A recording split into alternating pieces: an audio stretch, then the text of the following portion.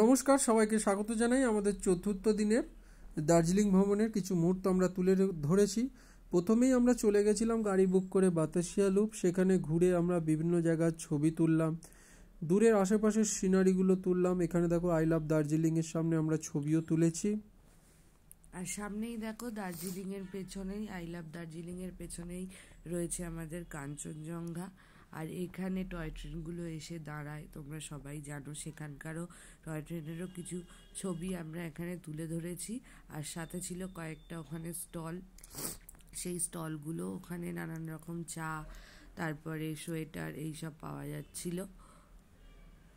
এরপরে আমরা নিজেদের মতো নিজেদের কিছু সেলফি তুলে আস্তে আস্তে নেক্সট যে ভিউ পয়েন্ট, যেটা পাইন টি ফরেস্ট, সেইটার দিকে যাব। দেখো এটা বাতাসিয়া লুপের ভালো ভালো ছবি। এটা ব্রিজ আছে একটা, সেখানেও তোমরা ছবি তুলতে পারো। এরপরে আমরা চলে গেছিলাম পাইন ট্রি বাগানে। সেখানে গিয়ে আমরা বিভিন্ন পোজে ছবি তুলেছি। এটা আস্তে আস্তে এটা পাইন ট্রি বাগানটা হচ্ছে খুব ঠান্ডা জায়গা। সেখানে গিয়ে আমরা মনের মতো ছবি তুলেছি।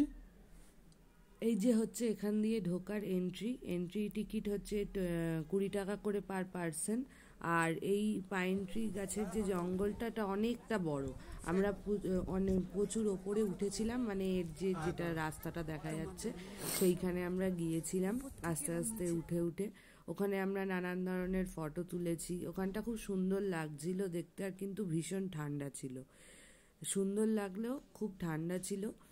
আর ধাপে ধাপে স্টেপে স্টেপে উঠতেও খুব ভয় লাগছিল, কিন্তু আমরা পুরোটা উঠেছি। খুব সুন্দর জায়গা।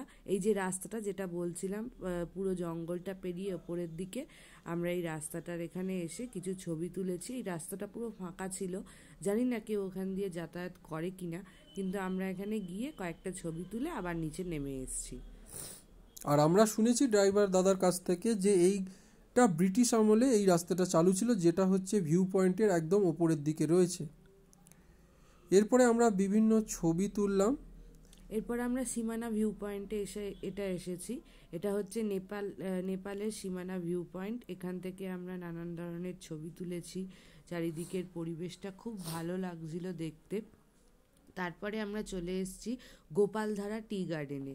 এই টি গার্ডেনটাও দেখতে বিশাল বড়, কিন্তু আমাদের যতটুকুনি যেতে দিয়েছিল সেইখানে একটু ফটো তুলে ওখানে চাটা বিক্রি হচ্ছিল, আমরা দেখে শুনে আবার আমাদের পরের লোকেশনে চলে যাচ্ছি।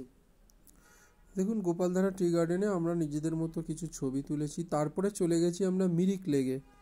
মিরিক লেকের ওখানে গিয়ে আমরা বিভিন্ন জায়গায় নিজেদের পছন্দ মতো ছবি তুলেছি। আর মিরিক লেকেও এন্ট্রি ফি আছে 25 টাকা করে এক একজনের। ওখানে গিয়ে আমরা ছবি তুলেছি। ওখানটাও ভীষণ ঠান্ডা ছিল। ওখানে বোট আছে রাইডিং করার জন্য, হর্স আছে রাইডিং করার জন্য। যদি কেউ করতে চায় তো করতে পারে। আমরা পুরো কিছু করিনি, আমরা হেঁটে হেঁটেই পুরো লেকটাকে ঘুরে ঘুরে দেখেছি। খুব সুন্দর। আর এখানে আমরা লাঞ্চ করেছিলাম দুপুরের লাঞ্চ এখানে খুব সস্তায় আমরা করেছিলাম। এরপরে দেখো এই যে হর্স রাইডিং বলছে, সেই জায়গাটায় আমরা দিয়ে যাচ্ছি। এই ধার দিয়েই ওরা ঘোড়ায় টিকিট কাটিয়ে উঠিয়ে ছবিও তুলতে পারো, ঘোড়ার উপর চড়তেও পারো।